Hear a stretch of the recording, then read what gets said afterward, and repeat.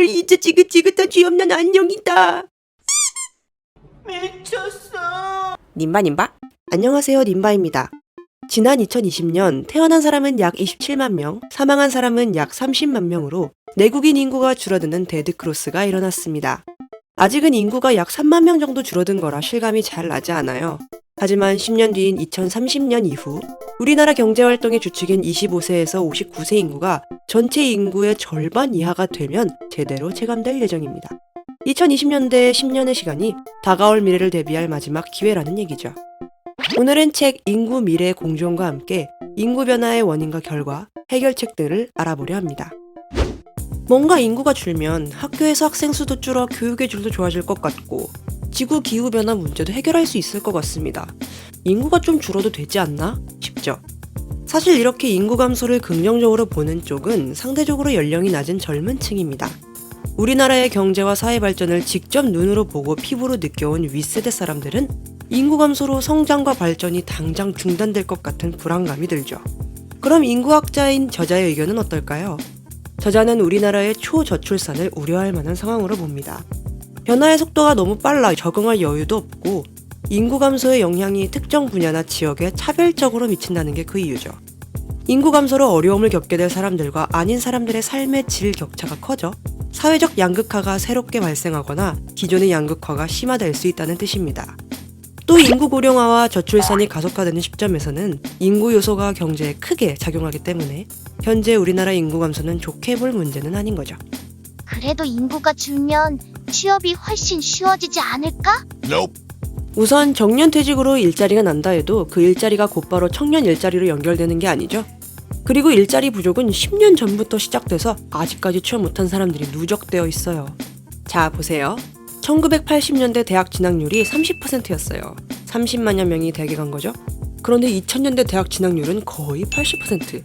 윗세대 보니까 대학 간 사람들이 대부분 성공했네? 그래서 너도 나도 다 대학에 간 거예요.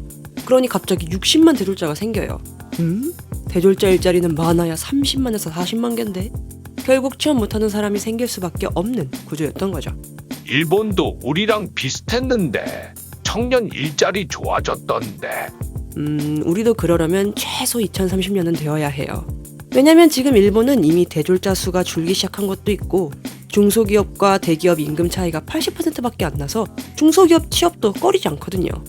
그리고 일본의 제조업과 원천 기술 덕분에 고령화 사회임에도 경제력이 튼튼한 편이고요. 이런 차이로 10년 뒤인 2030년에야 구직난이 해결될 것으로 보입니다. 물론 우리나라 전반적인 경제 규모가 급격히 수축되지 않는다는 전제 조건이 붙긴 하지만요.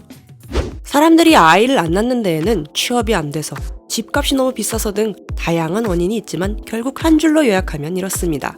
늦게 결혼하거나 결혼을 안 하거나 출산을 미루거나 포기해서. 이 현상에는 보다 근본적인 이유가 있어요. 사람들은 지금의 삶과 과거 청소년기의 삶을 비교해 지금의 삶이 더 낫다 그러면 결혼을 하고 그렇지 않으면 결혼을 미루는 경향이 있습니다. 이게 바로 미국 남캘리포니아 대학 경제학과의 이스털린 교수가 제시한 코호트 가설인데 지금의 청년 세대는 자신의 부모님이 해주셨던 자식을 위해서라면 그 어떤 경제적 지원도 아끼지 않았던 모습이 부모의 기준이 된 상태입니다. 그러니 결혼해서 내 자녀에게 해줄 조건은 내가 경험했던 부모 수준 이상이어야 하죠. 나도 어릴 때 그랜저 탔으니 내가 결혼해서 꾸려갈 삶 또한 그랜저를 타야 합니다. 그런데 과거에 비해 주거 비용은 껑충 뛰고 취업난은 더 심해졌죠. 조건이 충족될 때까지 결혼과 출산을 계속 미루게 됩니다. 나 때는 말이야 단칸방에서 시작해서 애 둘 낳아 잘만 길렀어. 요즘 청년들은 근성이 없어. 근성이. 이러시는 분들은 삐빅 틀린 말씀입니다. 요즘 청년들은 근성이 없는 게 아니라 아이를 낳아 키우는 조건에 대한 기준 자체가 다른 거예요. 이걸 고려대 심리학과 허지원 교수는 완벽한 부모 신드롬이라 설명합니다. 경제적, 심리적, 정서적이든 준비가 덜 된 상태에선 자녀를 출산하지 않는 것. 잘 키우고 싶은 열망이 너무 커서 오히려 아이를 낳지 못하는 역설적 상황. 바로 지금 현재 밀레니얼 세대의 성향이죠. 지금 청년 세대는 부모가 되는 것에 대한 생각과 고민의 깊이가 확연히 다른 겁니다. 인간 본성에서 비롯된 이유도 있습니다. 멜서스 이론에 따르면 인간의 가장 기본적인 욕구는 생존 욕구와 후속 세대 재생산 욕구인데 경쟁이 심화된 상태에선 생존이 우선시됩니다. 경쟁이 필요 없을 만큼 식량이 풍족하면 전혀 문제가 없지만 밀도가 높아지면 한정된 자원을 놓고 서로 경쟁해야 하죠. 그런데 아이가 태어나면 당연히 자원이 더 많이 필요하게 되니 인간은 출산을 할지 말지를 결정해 스스로 경쟁 정도를 조절한다는 거예요. 그런데 인구 밀도가 높다고 해서 무조건 다 출산율이 낮은 건 아닙니다. 가임 여성 한 명이 평생 동안 낳을 것으로 예상되는 평균 출생아 수를 합계 출산율이라 하는데, 가장 큰 도시의 인구 밀도가 아무리 높아도 그 수가 전체 인구의 9.27% 미만이면 합계 출산율이 전혀 감소하지 않았어요. 미국의 청년들이 도시로 간다고 해서 다 뉴욕, LA로만 가는 게 아니잖아요. 그 외에도 갈 수 있는 도시가 여러 개 있죠. 이처럼 우리나라도 서울 외에 청년들을 수용할 수 있는 큰 도시가 있어야 한다는 겁니다. 사실 서울의 인구가 집중되는 걸 완화하려는 시도가 있었어요. 서울의 인구를 분산하려고 세종시와 혁신도시를 만들었죠. 하지만 그냥 정부기관만 옮겼을 뿐 인구 분산은 실패하고 맙니다. 왜일까요? 건축학자 유현준 교수에 따르면 혁신도시들은 지역을 기반으로 하고 있는데 그 해당 지역 특성을 살리기보단 서울의 모습을 너무 닮게 만들어 실패했다고 해요. 혁신도시는 규모나 기능 면에서 결코 서울이 될 수 없는데 서울처럼 조성하면 당연히 서울이랑 비교된다는 거죠. 그럼 인구 감소를 어떻게 해결해야 할까요? 바로 떠오르는 답이 있습니다. 바로 미국이나 서유럽처럼 외국인을 받아들이는 거죠. 하지만 저자는 아직 때가 아니라고 말합니다. 그 대신 제안하는 건 바로 정년 연장. 정년이 연장된다면 인구 절벽 시점은 충분히 뒤로 미룰 수 있거든요.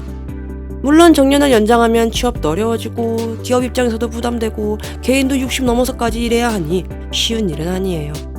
하지만 지금부터 정년 연장을 준비해도 여러 가지 난제들을 처리하느라 실제로 제도가 시행되려면 빨라야 2027년입니다. 제도 하나 마련하는데 10년은 결코 긴 시간이 아니거든요.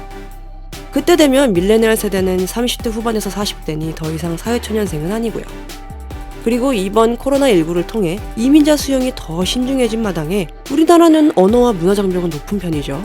외국인 임금 수준은 옆나라 일본에 비해 낮아요. 우리가 원하는 경쟁력 있는 고급 외국 인력이 미국, 유럽, 일본을 두고 과연 우리나라를 선택할까요?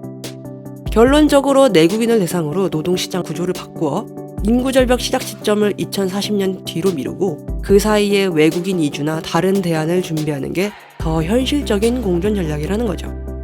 외국인들과의 연대 이전에 우리나라 내부의 세대 간 공존이 먼저라는 겁니다. 자, 지금까지 책 인구 미래 공존을 간략하게 살펴봤습니다. 저자는 인구를 계절에 자주 비유한다고 해요. 하루 날씨를 비교하면 춥다 덥다 정도지만 계절은 전체적인 풍경에 큰 변화를 만드는 것처럼 인구 변화도 오늘 내일 당장 변화를 갖고 오진 않지만 시간이 지날수록 누적되어 큰 변화를 만든다는 거죠. 그래서 더더욱 모든 정책과 제도는 미래 세대를 중점으로 두고 기획되어야 한다고 말합니다. 기성세대보단 청년들이 더 정책에 영향을 많이 받게 될 텐데 정책들 대부분이 기성세대의 경험과 의견이 기준이 된다고 꼬집기도 해요. 인구 감소로 인한 여러 걱정들은 과감히 벗어던지고 오히려 미래를 기획하고 설계하는데 마음껏 상상력을 펼치라고 조언합니다. 여러분이 그리는 인구 변동으로 인한 미래는 어떠신가요? 그럼 다음에도 제가 직접 읽고 유익한 내용 정리해서 찾아뵙도록 할게요. 다음에 봐요. 안녕!